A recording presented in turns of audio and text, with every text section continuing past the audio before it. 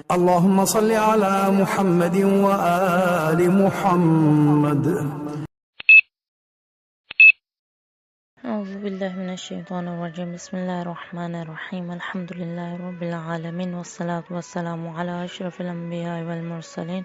حبيب إله العالمين أبي القاسم محمد. اللهم صل على محمد وآل محمد وعجل فرجهم. السلام علیکم ورحمۃ اللہ وبرکاتہ. جیسا کہ ایام اضحیٰ نزدیک ہیں اور ہمارا یہ ارادہ ہے کہ ایام اضحیٰ سے قبل ایک سرسری سی تیاری کی جائے، آمادگی کی جائے، اور ان میں سے چند چیزیں جو ضروری محسوس ہوئیں وہ آپ کو بتائیں کہ ان میں سے بھی سب سے پہلے ہمارا ارادہ ہے کہ خود تبلیغ کیا ہے، تبلیغ کی اہمیت کے اوپر بات کی جائے، جائے گاہ تبلیغ کیا ہے، کس جگہ پر تبلیغ کی جائے، اس کے اوپر کچھ بات کی جائے، آداب تبلیغ کیا ہیں، خود مبلغ کے اندر کون سے صفات پائے جانے چاہیے، شیوے تبلیغ یعنی تبلیغ کی روشیں، طریقے کون سے ہونے چاہیے. اس کے علاوہ وظائف مبلغ جو ہیں، خود مبلغ کے وظائف کون سے ہیں، ان کے اوپر کچھ بات کی جائے. تو انشاءاللہ کوشش ہے کہ آہستہ آہستہ ان چند چیزوں کی طرف روشنی ڈالی جائے. جیسا کہ معلوم ہے کہ دین اسلام کے جتنے بھی مسائل ہیں ان میں سے ایک اہم ترین مسئلہ امر بالمعروف اور نہی از منکر یا نہی عن المنکر ہے کہ نیکی کی دعوت دی جائے اور برائی سے روکا جائے. تو یہ امر بالمعروف اور نہی عن المنکر تبلیغ کے ذریعے سے ہی انجام پا سکتا ہے. البتہ اگر ہم لوگ دیکھیں تو باقاعدہ ہمارے ہاں اتنے کوئی کتابیں جو تبلیغ کے اوپر لکھی گئی ہوں یا روشوں کے اوپر لکھی گئی ہوں، یا تو کتابوں کی کمی موجود ہے، یا پھر اگر کتابیں پائی جاتی ہیں تو ان کتابوں کو اتنا مدارس وغیرہ میں استعمال نہیں کیا جاتا، یا باقاعدہ ایک روش، ایک طریقہ مبلغین کو سکھایا نہیں جاتا. تو ہمارا ارادہ ہے کہ انشاءاللہ سب سے پہلے ہم خود تبلیغ کے بارے میں بات کریں گے کہ تبلیغ کیا ہے، تبلیغ کی اہمیت کیا ہے، تبلیغ کا مقام کیا ہے، آداب تبلیغ کیا ہے، جو مبلغ ہے اس مبلغ کے اندر کس قسم کے صفات پائے جانے چاہیے، مبلغ کے وظائف کون سے ہیں، تبلیغ کرنے کے طریقے اور روشیں کون سی ہیں. ان چند چیزوں کے اوپر ہمارا ارادہ ہے کہ ایک سرسری طور پر نگاہ کی جائے، تاکہ جب ہم ان چیزوں کو جانتے ہوں گے، جب ہم ان چیزوں کے اوپر ہماری نظر ہوگی، تب اس کے بعد باری آتی ہے کہ پھر ہم لوگ دیکھیں کہ ہمارا محتوا، ہمارا مواد کیا ہے، ہمارا موضوع کیا ہے، اس کے اوپر ہمیں کس طریقے سے کام کرنا ہے. یعنی موضوع کے اوپر ہم بعد میں جائیں گے، پہلے ہم خود بحیثیت مبلغ جو ہیں ہمیں کیا کرنا چاہیے، ان چیزوں کے اوپر دھیان دینا زیادہ ضروری ہے. تو انشاءاللہ کہ جو روشیں ہوں گی وہ تو یقیناً ائمہ اور انبیاء کی سیرت سے لی ہوئی ہوں گی. تو سب سے پہلے ہم امام علی علیہ السلام کے ایک فرمان کی طرف چلتے ہیں. انشاءاللہ کہ آج کی گفتگو ایک حد تک تمہیدی ہوگی. انشاءاللہ کہ بعد کی جو ہماری بات ہوگی وہ آہستہ آہستہ آگے کی طرف بڑھے گی. امام علی علیہ السلام ارشاد فرماتے ہیں، ان اللہ لم یأخذ علی الجہال عہدا بطلب العلم حتی اخذ علی العلماء عہدا ببذل العلم للجہال. امام علی علیہ السلام ارشاد فرماتے ہیں کہ اللہ نے جاہلوں سے علم سیکھنے کا عہد لینے سے پہلے، یعنی خداوند عالم سب سے پہلے جاہلوں کی طرف نہیں جاتا اور ان سے جا کر تائید نہیں لیتا ہے کہ کیا آپ لوگ واقعاً علم حاصل کرنا چاہتے ہیں یا نہیں چاہتے، بلکہ خداوند عالم سب سے پہلے کیا کرتا ہے، علماء کی طرف جاتا ہے اور علماء سے جا کر عہد لیتا ہے کہ وہ لوگ جاہلوں کو علم سکھائیں. امام فرماتے ہیں اللہ نے جاہلوں سے علم سیکھنے کا عہد لینے سے پہلے علماء سے یہ عہد لیا ہے کہ وہ جاہلوں کو علم سکھائیں. تو آج کے دور میں ہم دیکھتے ہیں کہ جتنی بھی بے دین طاقتیں ہیں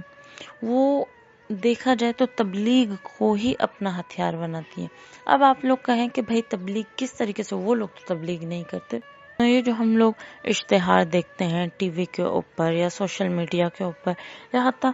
سوشل میڈیا مثلا اگر آپ لوگ یوٹیوب استعمال کرتے ہیں، تو جیسے آپ کوئی ڈرامہ ہو، کوئی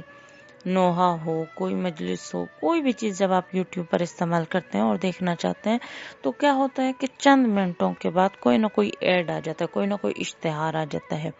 اشتہار وہی تبلیغ ہے، کوئی ایڈ وہی تبلیغ ہے۔ تبلیغ فقط یہ نہیں ہے کہ منبر پر جاؤ اور جا کر خطبہ پڑھو اور پھر ایک آیت پڑھو، روایت پڑھو اور پھر اپنے مطالب بیان کرو، نہ، تبلیغ فقط یہ نہیں ہے۔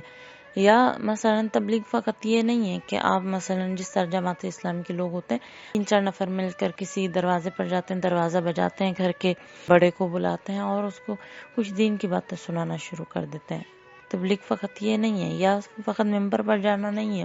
یا فقط تبلیغ جو ہے وہ کتابیں لکھنا نہیں ہے، یا فقط تبلیغ جو ہے وہ مقالے تحقیقات لکھنا نہیں ہے۔ یہ ساری چیزیں بھی تبلیغ ہے، لیکن یہ جو آپ لوگ اشتہارات دیکھتے ہیں، چاہے پھر وہ اشتہار کریم کا ہو، چاہے پھر وہ اشتہار شیمپو کا ہو، چاہے وہ اشتہار کسی کھانے پینے کی چیز کا ہو، کپڑوں کا ہو، جوتوں کا ہو، ہر قسم کا اشتہار جو ہے یہ بھی ایک تبلیغ کا ذریعہ ہے۔ ہم تبلیغ کرتے ہیں دین کی کہ دین لوگوں تک پہنچے، دکاندار تبلیغ کرتے ہیں اپنی چیز کی کہ وہ چیز دنیا تک پہنچے، لوگوں تک پہنچے۔ تو آج کے دور میں بھی ہم دیکھتے ہیں کہ یہ جتنی بھی بے دین طاقتیں ہیں، انہوں نے تبلیغ کو ہی اپنا ہتھیار بنایا ہوا ہے کہ جس کے ذریعے سے وہ لوگ تبلیغ کر رہے ہیں، اور جدید ترین ذرائع کے ذریعے سے، مثلا اینیمیشن دیکھیں، اینیمیشن کے ذریعے سے بچے چھوٹے ہیں، اینیمیشن کے ذریعے سے کارٹون بنائے، اور جو وہ چیز چاہتے ہیں کہ وہ بچوں کے اندر داخل ہو، وہ کارٹون کے ذریعے سے دکھاتے ہیں۔ چھوٹا بچہ، اس طرح روایت میں ملتا ہے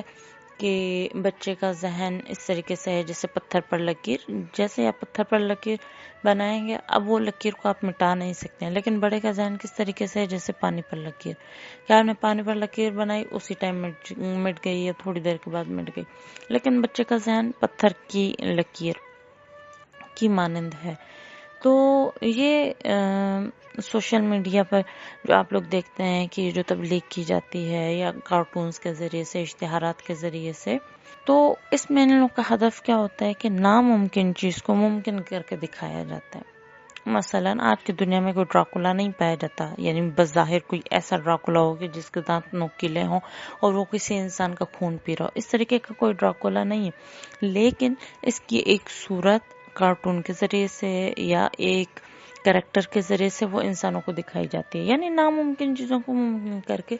دکھایا جاتا ہے۔ حتیٰ حکومتوں کو گرانے کے لیے یا انقلاب اسلامی کی اگر بات کی جائے تو اس کو ناکام بنانے کے لیے، اب اگر میں آپ لوگ کو انقلاب اسلامی کی ناکامی کی ایک مثال دوں کہ وہ کس طریقے سے بتاتے ہیں کہ انقلاب اسلامی ناکام ہو گیا، کہ وہاں پر دکھاتے ہیں کہ ہاں بھائی انہوں نے کہا ہے کہ انقلاب اسلامی آیا ہے، یہ ایک شیعہ معاشرہ ہے، لیکن وہیں پر دکھاتے ہیں کہ بھائی دیکھیں ایران کے اندر جو ہے وہ ایک خاتون جو ہے وہ برہنہ ہو کر گھوم رہی ہے اور کوئی اسے کچھ کہنے والا نہیں ہے۔ یا مثلا کبھی دکھاتے ہیں کہ بھائی یہ جو اسلام کے دعوے دار ہیں، یہ لوگ اتنے شدت پسند ہیں کہ اگر ایک عورت کے سر سے چادر سرک جاتی ہے یا چادر اتر جاتی ہے تو اس پر مار پیٹ کرنا شروع کر دیتے ہیں، اسے قتل تک پہنچا دیتے ہیں، جو کہ مہسا امین والا واقعہ آپ سب لوگ کو معلوم ہوگا۔ تو یہ ساری چیزیں کیا ہوتی ہیں؟ تبلیغ۔ یا اگر آپ لوگ انڈیا کی نیوز دیکھیں تو اتنی آگ لگی ہوئی نہیں ہوتی کہ جسے کہتے ہیں کہ تیل میں آگ میں تیل ڈالنے والے کام کرتے انڈیا کی نیوز چینلز۔ اگر آپ لوگ ان کے نیوز چینلز دیکھیں اور پاکستانی نیوز چینلز دیکھیں، مثلا آپ لوگ ان کی لازمی نیوز لگا کر دیکھیں کہ آپ لوگ کو پتہ چلے کہ وہ ایک بات کو کس طرح سنسنی بنا کر لوگوں تک پہنچاتے ہیں۔ تو بہرحال یہ بھی ایک تبلیغ کا ذریعہ ہے، یہ بھی اپنے زہریلے افکار اور غلط ثقافتوں کو معصوم لوگوں کے دلوں میں اتارنے کے طریقے ہیں۔ لہٰذا ہمیں اس طرف زیادہ توجہ دینی چاہیے اور لوگوں کو آگاہ کرنا چاہیے تاکہ وہ ان کی جو تبلیغات ہیں، جو بے دینی پھیلا رہی ہیں یا جو ملحدیت کو پھیلا رہی ہیں یا جو اس طرح کی باقی چیزوں کو پھیلا رہی ہیں، ان کے اثر کو کم کیا جائے۔ امام خمینی بھی یہی فرماتے ہیں کہ تبلیغ ایک انتہائی اہم مسئلہ ہے، دنیا تبلیغ ہی سے چلتی ہے، ہمارے دشمن اسی ذریعے سے ہمیں نقصان پہنچاتے ہیں، لہٰذا ہمیں تبلیغ پر خصوصی توجہ دینی چاہیے۔ یہی وجہ ہے کہ مسلمان آج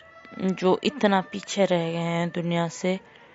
کہ مسلمانوں کے اندر کوئی تبلیغی نظام نہیں ہے، کہ قرآن کریم بھی اس تبلیغی نظام کے اوپر زور دیتا ہے اور اہمیت کو اجاگر کرتا ہے، کہ قرآن کہتا ہے بسم اللہ الرحمن الرحیم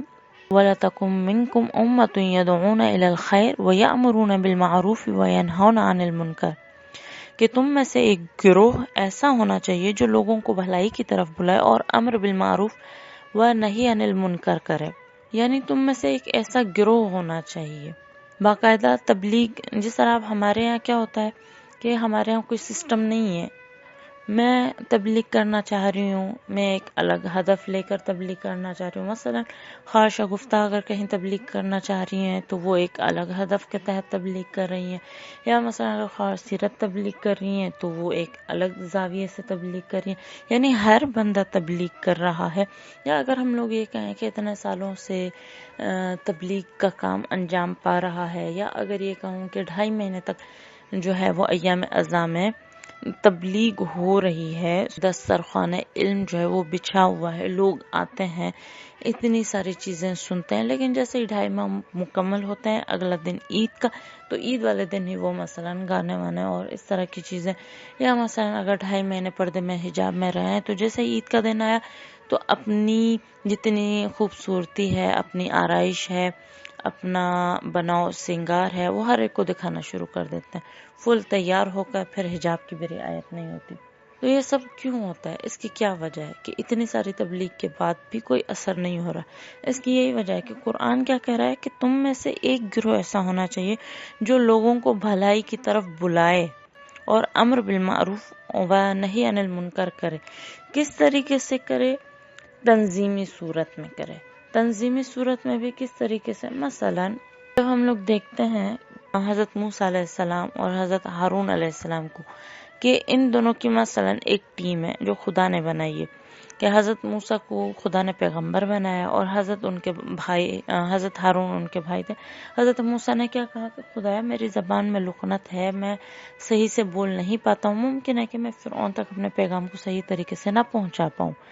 لہٰذا تو کیا کر کہ میرے بھائی ہارون کو میرا وصی، میرا جانشین یا میرے ہمراہ کر. تو خدا نے کیا کیا؟ ان دونوں کی مثلا ایک ٹیم بنا دی. اپنے الفاظ میں اگر کہوں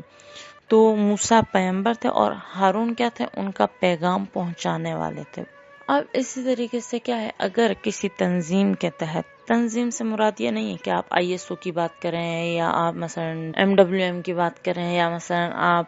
اصغریہ کی بات کریں یا جعفریہ کی بات کریں یا کسی اور تنظیم کی بات کریں. تنظیم سے مراد یہ تنظیم نہیں ہے. مثلا تنظیم سے مراد یہ ہے کہ آپ کا کام، تبلیغی کام جو ہے وہ مرکزیت والا ہونا چاہیے، آپ لوگ کا ایک مرکز ہو. مثلا اگر ہم لوگ گلشن حدید کے اندر 10 لڑکیاں ہیں جو گلشن حدید کی مثال بتا رہی ہوں، یا مثلا ممکن ہے کہ کوئی دوسرے علاقوں کی ہوں اور گلشن حدید سے آشنا نہ ہوں، تو میں کہتی ہوں کراچی ایک شہر ہے، کراچی شہر کے اندر ایک علاقہ ہے کہ جس کا نام گلشن حدید ہے. اب اس گلشن حدید کے اندر بالفرض اگر 10 لڑکیاں ہیں جو تبلیغی کام انجام دیتی ہیں پورے علاقے کے اندر، تو اب ان 10 لڑکیوں کو کیا کرنا چاہیے؟ ایک ساتھ بیٹھنا چاہیے، ایک ان لوگوں کو تنظیم بنانی چاہیے اور ان لوگوں کو بیٹھ کر بات چیت کرنی چاہیے کہ ہاں بھئی ہمارے علاقے کے اندر، ہمارے معاشرے کے اندر، ہمارے گلشن حدید کے اندر کن کن چیزوں کی ضرورت ہے، کون سے مسائل، دینی مسائل پائے جاتے ہیں کہ جن پر عمل نہیں ہو رہا، یا کون سی چیزیں ہیں جو مثلا دین کے خلاف ہیں کہ جن پر کام کیا جانا چاہیے. تو یہ طریقے ہوتے ہیں کہ اس طریقے سے آپ 10 لوگ بیٹھیں اور ایک ٹیم بنائیں، پھر ان میں سے مثلا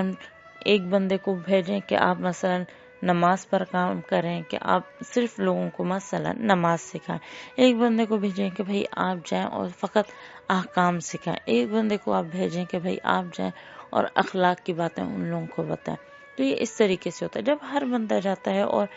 ہر ایک چیز کو بیان کرنا شروع کر دیتا ہے تو لوگ بھی متوجہ نہیں ہوتے ہیں اور ایک کام جو ہے وہ سسٹم کے تحت نہیں چلتی. جب ہم کسی اسکول کالج کو دیکھتے ہیں تو اس میں بھی کیا ہوتا ہے، ایک سسٹم ہوتا ہے. ایک اسکول ہے، ایک پرنسپل ہے، اس کے نیچے مثلا 10 ٹیچرز کام کریں. اب وہ 10 ٹیچرز بھی جو ہے وہ ہر ٹیچر ہر سبجیکٹ نہیں پڑھاتا. مثلا ایک ٹیچر ہے جو ساری کلاسز کی سائنس پڑھاتا ہے، ایک ٹیچر جو ساری کلاسز کی انگلش پڑھاتا ہے، ایک ٹیچر جو ساری کلاسز کی میتھ پڑھاتا ہے. تو جب اس طریقے سے ہوتا ہے تو ہر ایک چیز قدم بقدم آہستہ آہستہ آگے کی طرف بڑھتی ہے. اگر ہم لوگ دیکھتے ہیں کہ مثلا رسول اللہ نے بھی ایک نظام بنایا ہوا تھا. مثلا جب رسول اللہ نے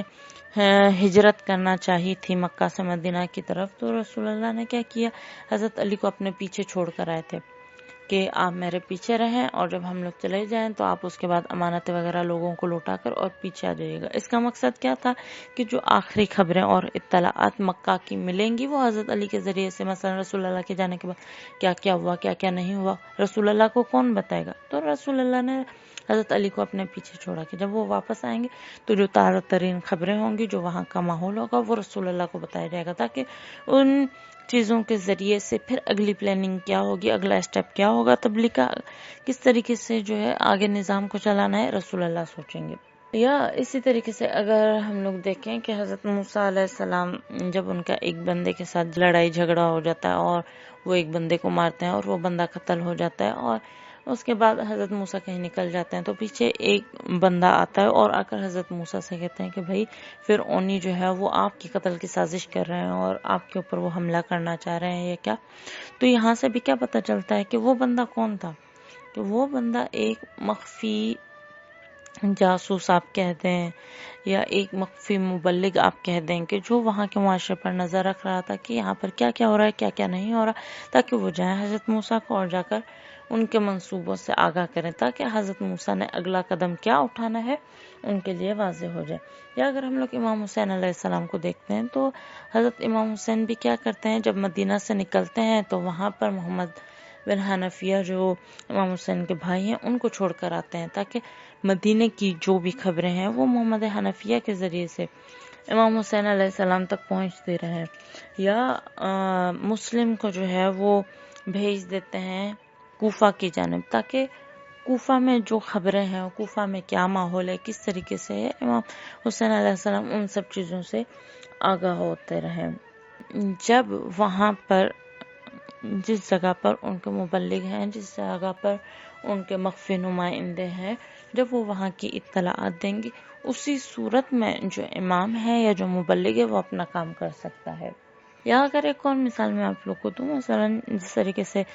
روش تبلیغ میں یہ کہا جاتا ہے کہ بھئی جب آپ لوگ مجلس کے لیے کہیں پر جانا چاہتے ہیں یا کہیں آپ جشن پڑھنے کے لیے جانا چاہتے ہیں یا آپ جہاں بھی جس بھی جگہ کسی بھی اعتبار سے کسی تبلیغی عنوان سے جانا چاہتے ہیں یا کسی لیکچر کے لیے جانا چاہتے ہیں، کسی اسپیچ کے لیے جانا چاہتے ہیں، تو اس جگہ پر جانے سے پہلے آپ لوگوں نے کیا کرنا ہے کہ وہاں کے لوگوں کو دیکھنا ہے کہ بھئی وہ لوگ کس قسم کے لوگ ہیں، پڑھے لکھے لوگ ہیں یا ان پڑھ لوگ ہیں. مثلا جو لوگ ہیں وہ جہاں پر آپ پڑھنے کے لیے جا رہے ہیں وہاں کے سارے لوگ مثلا نوجوان ہیں، بڑے بوڑھے ہیں یا بچے ہیں، آپ کا مجمع کس طریقے کا ہے، وہاں کا ماحول کیا ہے، وہاں پر مثلا کس قسم کے مسائل ہیں. مثلا وہاں پر بے روزگاری کا مسئلہ ہے، وہاں پر مثلا جو ہے چوری ڈکیتی کا مسئلہ ہے، وہاں پر مثلا حرام خوری کا مسئلہ ہے، وہاں پر سود خوری کا مسئلہ ہے. یہ اس قسم کے بھی جتنے مسائل ہیں، ان سارے مسائل سے بھی ایک مبلغ کو آشنا ہونا چاہیے. مثلا اگر وہاں پر جس جگہ پر آپ جا رہے ہیں اور وہاں پر لوگوں کے اندر جو ہے وہ مفلسی پائی جاتی ہے، غربت پائی جاتی ہے، فقر و فاقہ پائے جاتے ہیں، اب آپ ایسی جگہ پر جا کر اور لوگوں کو زکوٰۃ و خمس کی بات کریں تو یہ کوئی مناسبت نہیں رکھتی. یا مثلا آپ ایک ایسے علاقے میں جاتے ہیں، مثلا ڈیفینس کے علاقے میں آپ جاتے ہیں، کسی بڑے ہائی فائی قسم کے ایریا میں آپ جاتے ہیں تبلیغ کے لیے، اور وہاں پر آپ جا کر جو ہے وہ آپ ان امیر کبیر لوگوں سے جا کر کہیں کہ بھئی سادگی والی زندگی گزاریں، مثلا رسول اللہ کی طرح آپ ایک غذا نوش فرمائیں، ایک کھانا کھائیں، 10 غذائیں اپنے سامنے نہ رکھیں، کھانے کا اسراف نہ کریں، تو یہ چیزیں ان کے اوپر کوئی اتنا اثر انداز نہیں ہوں گی. لہٰذا ہر ماحول کے حساب سے وہاں پر تبلیغ کی جائے گی، اور وہاں کا ماحول کون بتائے گا؟ جو آپ کا وہاں پر نمائندہ موجود ہوگا، مثلا جو بانیہ مجلس ہیں آپ کے، جو آپ کو بلا رہے ہیں، جو آپ کو تبلیغ کی دعوت دے رہے ہیں، آپ ان سے یہ تمام چیزیں پوچھیں گے۔ مثلا جیسے امام حسین علیہ السلام کو کوفے والوں نے کہا کہ مولا آپ آئیے، ہم لوگ آمادہ ہیں، تیار ہیں، لیکن امام حسین نے کیا کیا؟ خود گئے نہیں گئے، بلکہ امام حسین نے کیا کیا؟ مسلم کو بھیجا، تو مسلم جائیں وہاں پر دیکھیں وہاں کے حالات کیا ہیں، لوگ کس طریقے سے ہیں، تیار ہیں یا تیار نہیں ہیں، اس کے بعد آپ ہمیں بتائیں۔ اگر آپ کو لگتا ہے کہ یہ لوگ تیار ہیں اور آپ ان سے مطمئن اور راضی ہیں، تو اس صورت میں پھر آگے ہم دیکھتے ہیں کہ وہاں آنا ہے یا نہیں آنا۔ لہٰذا ان ساری چیزوں کو مد نظر رکھنا بہت ضروری ہے، اور اسی طریقے سے ان چیزوں پر بھی نگاہ رکھنا ضروری ہے کہ جو ہمارا دشمن ہے وہ اپنی تبلیغات کس طریقے سے انجام دے رہا ہے۔ بعض دفعہ یہ ہوتا ہے کہ دیکھیں بعض مراکز تبلیغ بنے ہوئے ہوتے ہیں، اگر ہم لوگ داعش کا نام لے لیتے ہیں، اب داعش میں بھی کیا ہے، ان لوگوں کے بھی کیا ہے، تنظیمیں بنی ہوئی ہیں، ان لوگوں کے بھی گروپس بنے ہوئے ہیں، ان لوگوں کے مرکز بنے ہوئے ہیں، جہاں پر یہ لوگ کیا کرتے ہیں، نوجوان جوان بچوں کو لے کر آتے ہیں، ان کا برین واش کرتے ہیں۔ برین واش بھی کیا ایک قسم کی تبلیغ ہے، اس میں بھی کیا ہے، وہ دین کی تبلیغ کریں کہ بھئی وہ فلاں بندہ جو مثلا امام علی کو مانتا ہے، یا مثلا امام علی کو خدا کہتا ہے، مثلا شیعوں کے لیے تو یہی مشہور کرتے ہیں کہ یہ لوگ امام علی کو اپنا خدا مانتا ہے، اس طریقے سے یہ لوگ کر کے تبلیغ کرتے ہیں کہ مثلا یہ لوگ کافر ہو گئے ہیں، اور مثلا خاتم النبیین کو نہیں مانتے، یہ امامت کے قائل ہیں، یہ لوگ کافر ہیں، ان لوگوں کا گلا کاٹو، ان کا گلا کاٹو گے، یا مثلا ان کو مارو گے، قتل کرو گے تو تم لوگ جنت میں جاؤ گے، بہشت میں جاؤ گے، حوریں ملیں گی، گلما ملیں گے، حور و قصور، جنت کی نعمتیں ملیں گی۔ اس طرح کی جب یہ لوگ باتیں بتاتے ہیں تو پھر اس کے بعد کیا ہوتا ہے کہ ان کا ایک ذہن بنتا ہے، اور پھر وہ اس اپنی نیگیٹو تبلیغ کے حساب سے پھر اپنے کام انجام دیتے ہیں۔ اب اگر اس کی ایک اور مثال دین اسلام سے دوں تو کیا ہوتا ہے کہ مسجد الزرار کا آپ سب لوگوں نے سنا ہوا ہوگا کہ وہ بھی ایک مرکز تبلیغ تھا۔ وہاں پر بھی کیا تھا کہ ایک شخص ہوتا ہے ابو عامر، وہ کیا ہوتا ہے کہ دراصل ایک عیسائی ہوتا ہے، اور یہ عیسائی تو ہوتا ہے، عیسائی اور یہودیوں کے بارے میں آپ لوگ کو پتہ ہے کہ عیسائی اور یہودی یہ لوگ جتنے بھی تھے، ان لوگوں کا کام کیا تھا کہ یہ لوگ کیا کرتے تھے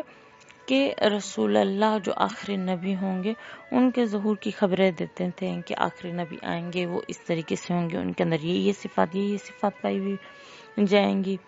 تو یہ ابو عامر نامی شخص جو تھا، یہ کیا کرتا تھا کہ رسول اللہ کے ظہور کی خبریں بھی دیتا تھا، لیکن پھر جب اس نے دیکھا کہ بھئی رسول اللہ آ گئے ہیں، اور اب جو ہے لوگ رسول اللہ کے پیچھے جاتے ہیں، پہلے تو لوگ اس کے پیچھے جاتے تھے، اب لوگ رسول اللہ کے پیچھے جاتے ہیں، اس کے آگے جو لوگوں کا ایک ہجوم اور ہلکا لوگوں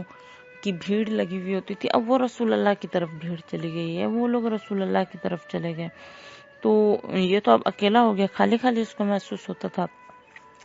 پھر اس نے کیا کیا کہ یہ اسلام کے خلاف اٹھ کھڑا ہوا، اور پھر یہ جاتا ہے کفار کے پاس جاتا ہے،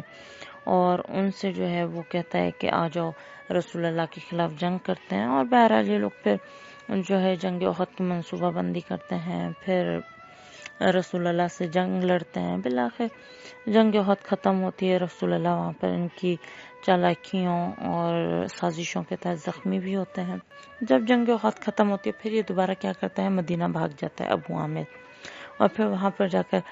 جو بادشاہ روم ہوتا ہے پھر اس کے ساتھ گٹھ جوڑ کر لیتا ہے، اور پھر جو ہے وہ اسلام اور رسول اللہ کے خلاف سازشیں کرنا شروع کر دیتا ہے۔ بہرحال یہ جب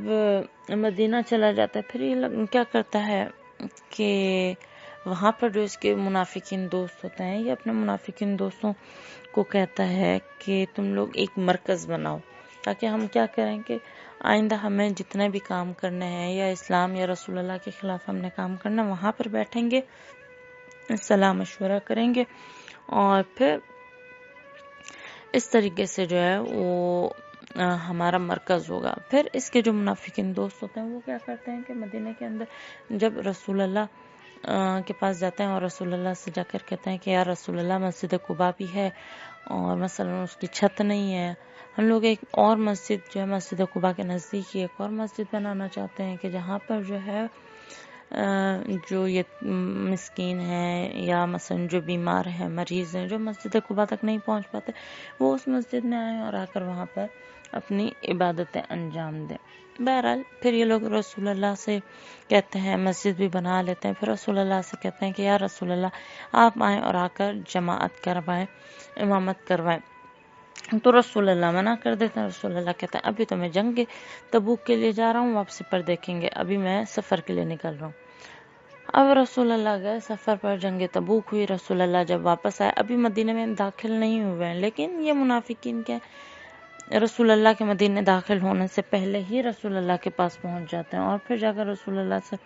کہتے ہیں کہ آپ آئیں اور آ کر جو ہے مثلا نماز وغیرہ کروائیں۔ یہاں پر ہم نے مسجد بنا کے رکھی ہے جو مریضوں معذوروں کی مدد کی صورت میں ہوگی کہ وہ وہاں پر آ کر اپنی عبادت کو انجام دے سکیں۔ تو رسول اللہ تو ابھی راستے میں ہوتے، جس سے یہ لوگ آتے ہیں تو فرشتے وہی بھی نازل ہوتا ہے، اور پھر خداوند عالم جو ہے وہ رسول اللہ کو خبردار کرتے ہیں کہ یہ مسجد جو ہے وہ کیا ہے، قرآن کی آیت کیا کہتی ہے کہ وہ لوگ ہیں جنہوں نے مسلمانوں کو نقصان پہنچایا اور کفر کو تقویت دینے کے لیے اور مومنین میں تفرقات ڈالنے کی خاطر، اور ایسے افراد کے لیے کمینگاہ مہیا کرنے کے لیے جنہوں نے پہلے ہی اللہ اور اس کے رسول کے ساتھ جنگ کی ہے، مسجد بنائی ہے۔ وہ قسم کھاتے ہیں کہ ہمارا مقصد سوائے نیکی اور خدمت کے اور کچھ نہیں ہے، لیکن خدا گواہی دیتا ہے کہ وہ جھوٹے ہیں۔ یعنی خدا اپنے فرشتے کے ذریعے سے رسول اللہ تک یہ پیغام پہنچا دیتا ہے کہ انہوں نے جو مسجد بنائی ہے یہ تفرقے کے لیے بنائی ہے، انہوں نے یہ مسجد بنائی ہے تاکہ جس طریقے سے انہوں نے خدا اور رسول کے ساتھ پہلے جنگیں کی ہیں، منصوبہ بندیاں کی ہیں، یہ دوبارہ اس مسجد کے نام پر اپنا ایک مرکز بنانا چاہتے ہیں۔ لہٰذا رسول اللہ پھر حکم دیتے ہیں اپنے اصحاب سے کہ جاؤ مسجد کو جلا ڈالو اور اس کی دیواروں کو مسمار کر دو، توڑ دو۔ ایک مبلغ کے لیے ضروری ہے کہ وہ ان تمام چیزوں کے اوپر نگاہ رکھے کہ تبلیغ کیا کرنی ہے، کیسے کرنی ہے، کس طریقے سے کرنی ہے، اس کے اپنے اندر کون سی صفات ہونی چاہیے، حالات سے کس طریقے سے آگاہی ہونی چاہیے، معاشرے سے کس طریقے سے خبردار ہونا چاہیے،